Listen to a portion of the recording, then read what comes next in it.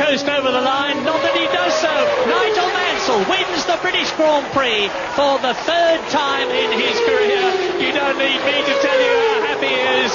And Frank Williams is pretty happy too. Mansell waves both arms out of the cockpit. Now, and Senna is stopping. Senna is stopping. Now, this is a really dramatic development. I don't know whether he's run out of petrol, but it will mean that Gerhard Berger is going to come through into second place. Prost will be third, and Senna is going to be pointless. And a super extra bonus for Nigel Mansell. And in fact, Senna may still pick up points for fifth place, because he'd already completed 58 laps as Berger finishes. But Senna will, in fact, slot into fifth place, I believe.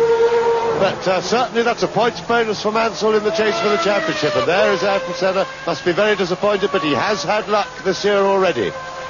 Well, a race is never over until the drivers see the checkered flag. Nigel Mansell has seen it. Ayrton Senna is not going to see it. Berger finishes second. Alain Prost has finished in third position. Now that will mean that Senna should finish in fourth place, because he was further on the last lap than Nelson Piquet, who had already been lapped. But let us just enjoy this, if you are a British enthusiast. And Nigel Mansell stops to take his rival Ayrton Senna back to the pits. On your way, Nigel, says Senna with a tap on the helmet. Get off it, he says to the official or the spectator who comes.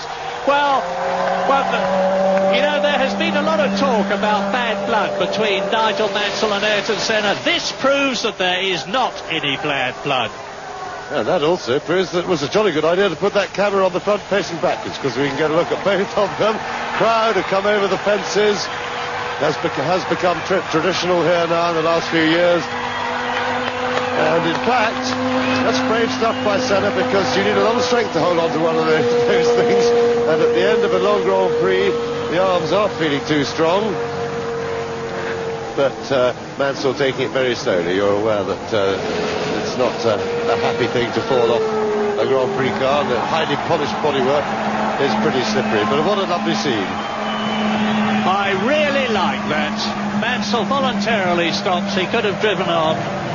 It was the decent thing to do, and as I said, it disproves the belief that there was enmity between the two men. So, Nigel Mansell, a very, very justified and a very, very happy winner of his third British Grand Prix, carries home the man who leads the championship still by 21 points. It's going to get closer and closer from now on. We go to Germany on July the 28th, then to Hungary, Belgium, Italy, Portugal, Spain, Japan, and we finish the Grand Prix season of 1991 in Australia at Adelaide on November the 3rd. So there's a lot of racing mileage to be done.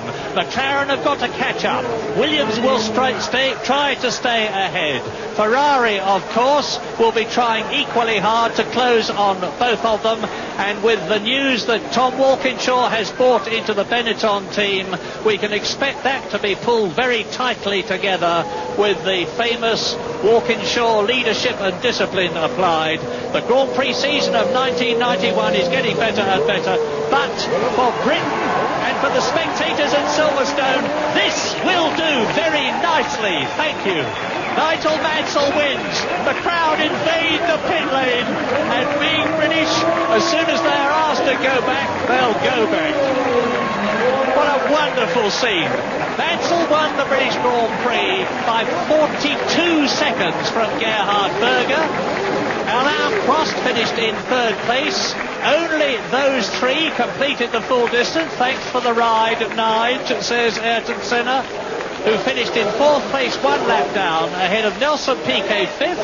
Bertrand Gachot completes the race in the points for Jordan, with Modena 7th, Nakajima 8th, Martini 9th, Pirro 10th, Morbidelli 11th, Hakkinen 12th in the second Lotus, JJ Leto in 13th place, and Johnny Herbert struck a problem at the end but still finished in 14th position.